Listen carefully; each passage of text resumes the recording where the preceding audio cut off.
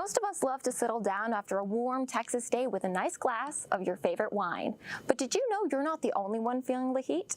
The maroon liquid in your glass could be sweating just as much as you are. Weather affects estate wineries 100%. That is the reason for the vintage or the date on the bottle.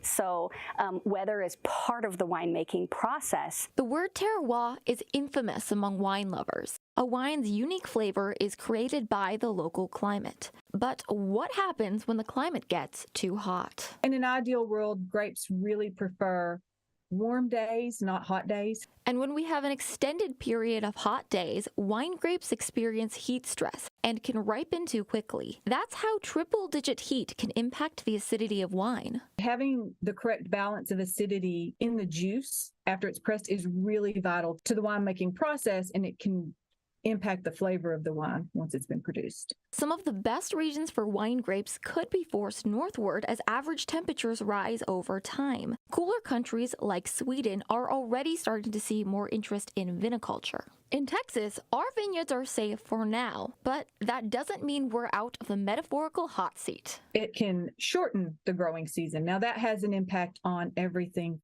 Peak growing season is April through October, and over the past 50 years, our average temperature for that time period has increased, according to this map by Climate Central. Here in East Texas, our growing season has increased by about 3 degrees from where it was in the 1970s. And although that amount may seem like a small bit, the grapes beg to differ. Generally speaking, I would say an average temperature increase over the summer of 3 degrees could be significant. It depends on which degrees. Which 3 degrees, which 1 degree. The analogy, again, that I like to use is the difference between water being solid and liquid is 1 degree. So a difference between 90 and 93 might not make that much of a difference, but a difference between 94 and 97 would push the grapevine to its limit. Here in East Texas, our vines experienced heat stress from our second warmest summer on record.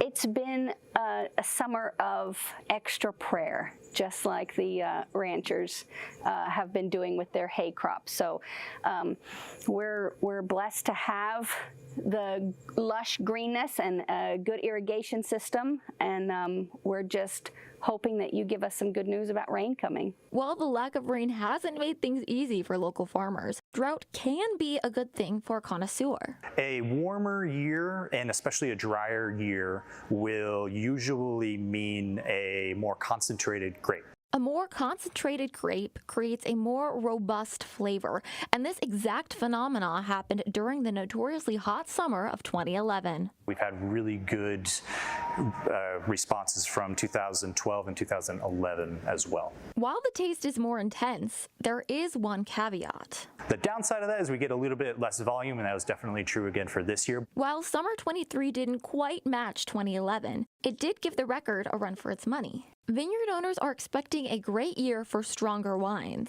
Cabernet Sauvignon and Merlot are looking fantastic this season.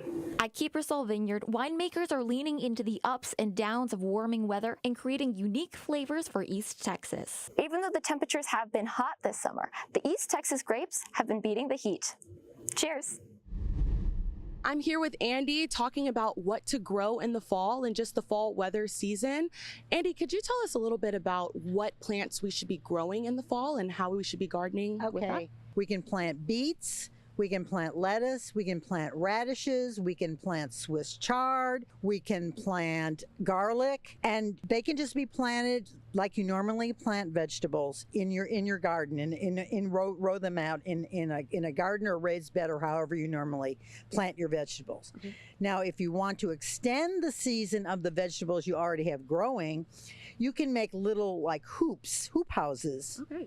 And so put like little plastic piping and attach plastic to them. And if we're going to have a frost, you can just put the plastic over those hoops, and that will be like a little mini greenhouse, and that will keep your plants warm for until the next day when the temperature goes up. Okay. When does East Texas typically see their first frost? Typically, our first frost is on November 15th. Okay.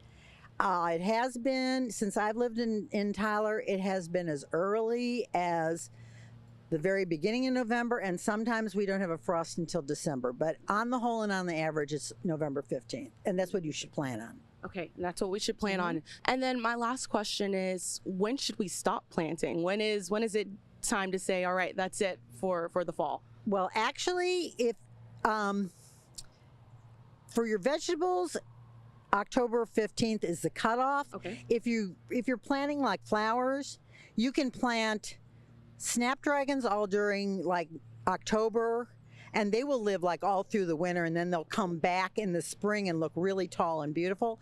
And your pansies, I don't plant them until November because they like really chilly weather, and they will last all through the winter. This CBS 19 weather special is sponsored by Stonewater Roofing and Gas and Supply.